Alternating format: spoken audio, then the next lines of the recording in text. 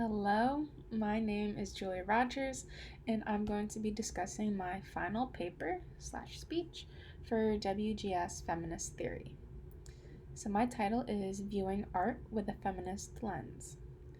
During this speech, I want to explore the way in which art influences us to use a feminist lens to capture an intersectional reality.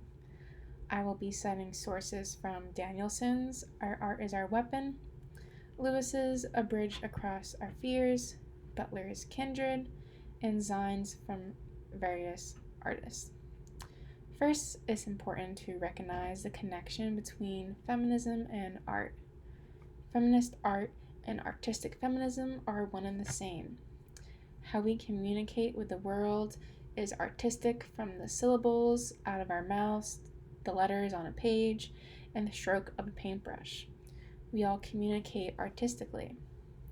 The definition of artistic from the Merriam-Webster dictionary is of relating to or characteristics of art or artists, showing imaginative skill in arrangement of or execution. I believe that everyone is artistic and that everyone can create art. The artistic ability is not something you are born with, it is something you practice. As human beings, we can practice speaking and writing. This is just one of the many forms of art there are. We are all artistic. Feminism is something I wish we all practice in our daily lives. It emphasizes gender equality and how everyone should be able to accomplish, receive, and practice in similar ways. Art is one of the many avenues in which feminism can be expressed.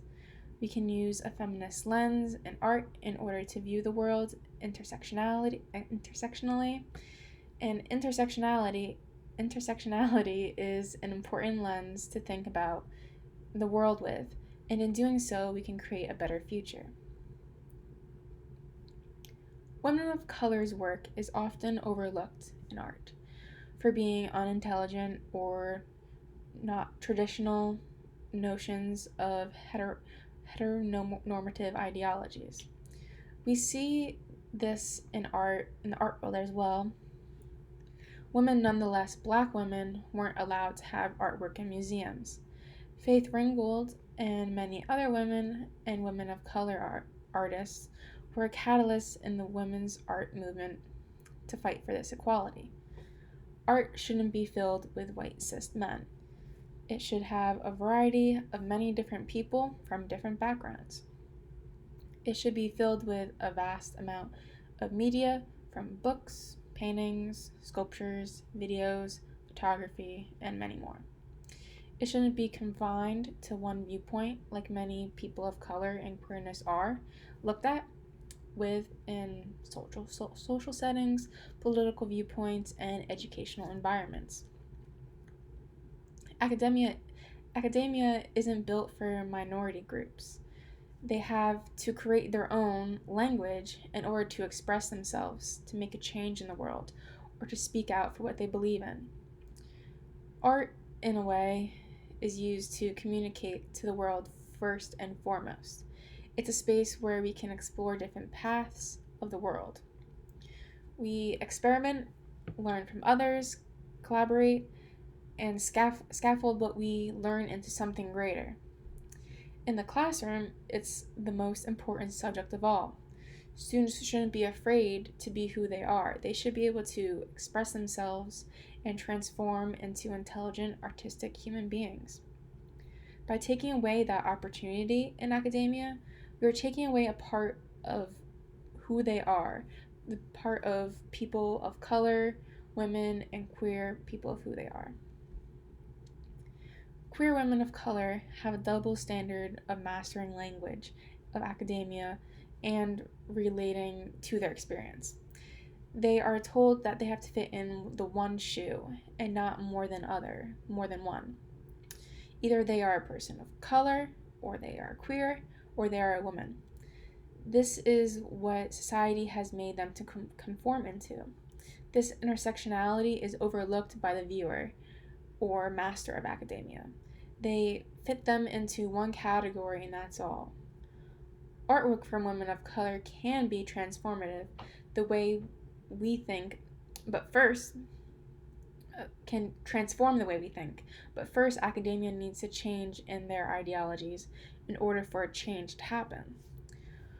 Art can be used, as Danielson states on page 180, as a tool to both penetrate the mainstream space of hegemonic academia and to create new spaces within academia for the production of and respect for alternative modes of scholarship.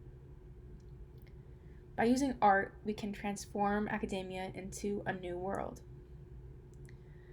Lewis discusses her theory of queer feminist intersectional ethnic studies, which calls for art to be the bridge between feminist, queer, and critical race theory with connected and struggles of queer women of color. It allows us to cover multiple identities, but there still needs to be some bridging that needs to be happened, and there are also some holes in that theory that Lewis uses. Lewis uses this quote from Aud Lord, and I think it connects really well with what we're talking about here. It states, "Poetry is not only a dream and vision, it is the skeleton architecture of our lives. It lays the foundations for a future change, a bridge across our fears of what has never been done before." Art is supposed to be a foundation where we can all project our lives of who we are into what we love to do to show to everyone. It can change the way we view the world and how others view us. In a feminist lens, we need to acknowledge the differences between every person we encounter, speak with, or about, or talk to. By doing so, we can create a space where everyone is comfortable and willing to share their poetry, as Lord states, to the world to evoke change. We can recognize the intersectionality of all of our lives to create a brighter future where no one is discriminated against. Using a feminist lens to view certain social, political, economic, and or cultural equalities is important for an intersectional future. It allows us to view these areas with an open mind, a place where equality is the main topic of discussion. In similar ways, an art lens does the same. We can look at different works of art in a few different ways, conceptually, symbolically, or physically, with the elements of design. It allows us to pull the information from someone's art and decipher it contextual facts from the artwork and the artist's experiences. We can also view art through a teacher lens. As a teacher, we view students' artwork in terms of the criteria and how well the student successfully covered them. If the criteria we set is too concrete, students won't be able to express themselves the way they are so inclined to do so. In similar ways, when someone views a person without an intersectional lens or without a feminist lens, it limits who they are as a person and takes a piece away of their identity. We can use a feminist pedagogy approach in our teaching in order to fix this inequality in teaching. In terms of criteria, we can set ones with a freedom of choice and expression. Students don't perform well with concrete criteria. We can also use an ethic of care like feminist Nell Noddings uses. First, we need to care for our students' well-being in order for them to be successful in class. By allowing students this freedom to choose what they want to learn and how to learn it, we can apply a feminist lens of intersectionality in the classroom. Students can feel comfortable in expressing themselves no matter who they are, from race, gender, or identity, with an all-inclusive classroom environment. Art allows us to express in many ways. It doesn't have as many boundaries as other fields of education and occupations have. There is an acceptance to many different interpretations, and this can be seen in all practices of art. In similar ways, feminist artists can express themselves through zines, which are a collage of different types of art into a book or documentation. Many times, assumptions are made that mainstream feminists hate men, are angry, unattractive, not feminine, pro-choice, career women, and can only be women. A lot of times, this is what comes up when you mention feminism to anyone who isn't educated on what it actually is. This is important to know before viewing zines or zines because most of the time they are very assertive in the author's beliefs, which is most of the time feminist beliefs.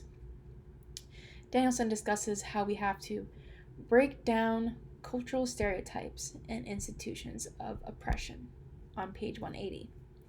She discusses that we need to rid of these double standards within queer women of color in order to break these assumptions, to fight for what feminism actually means. Feminism collects the ideologies that everyone deserves to have equal rights in terms of gender. This is a very broad term and can encompass other terms like queer theory and feminist theory and other types of theory. Feminist theory is when we theorize a future where there is gender equality, while queer theory focuses on equality for everyone and is usually under terms along the lines of LGBTQ+, to break binary ideals. It also considers intersectionality. Intersectionality is then a way to envision how people struggle with multiple forms of inequality or disadvantages at once, creating obstacles that aren't understood in traditional ways of thinking. By creating these zines, feminists are able to reach new audiences where there is an understanding of these terms. It's a way of comprehending all of the social contrasts there are with an overarching feminist art lens.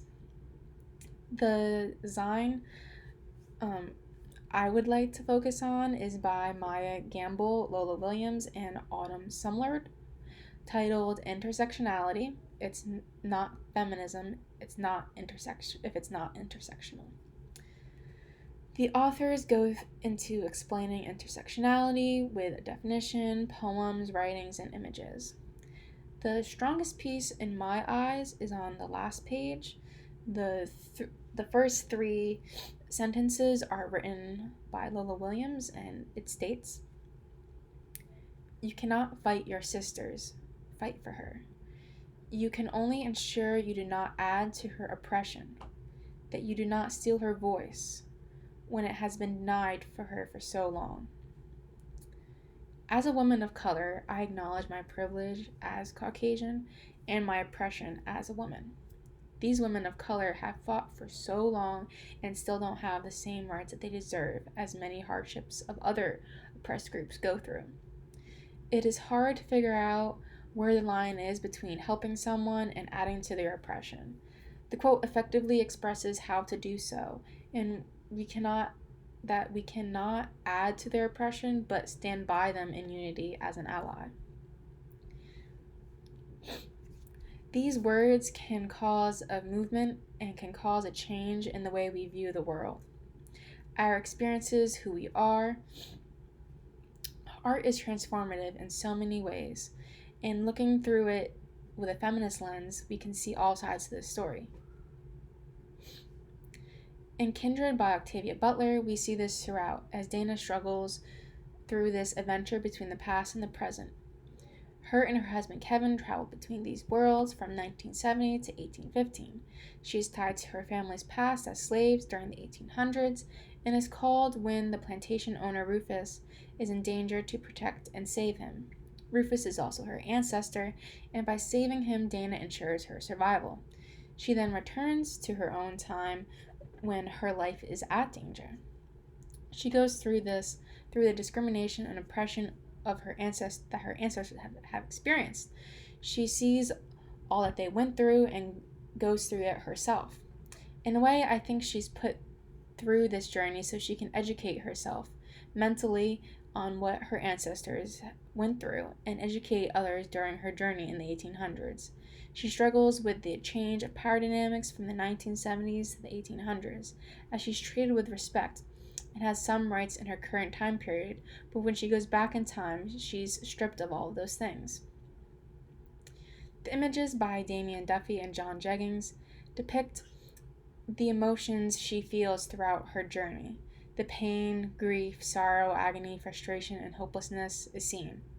The style of the illustrators that they use with the scratchy lines and blunt contrasts add to these feelings that Dana goes through. On page 177, we can see these striking images with bright yellows and oranges and whites and blacks. It emphasizes Dana's passion with her argument with Rufus. Not only does the theme of Kindred fall into the category of intersectionality with a feminist lens, but it evokes discussions that can be further looked into of intersectionality and how it plays out during the past and the present.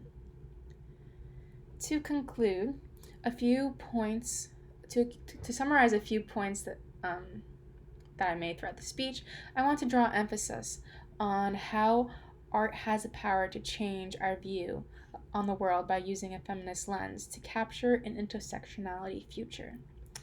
A feminist future should not be one of inspiration, it should be one of inspiration, a place where people of all backgrounds can come together and collaborate, where there is no right or wrong way to make art, an all-inclusive environment for new ideas and thoughts to be built upon. Thank you.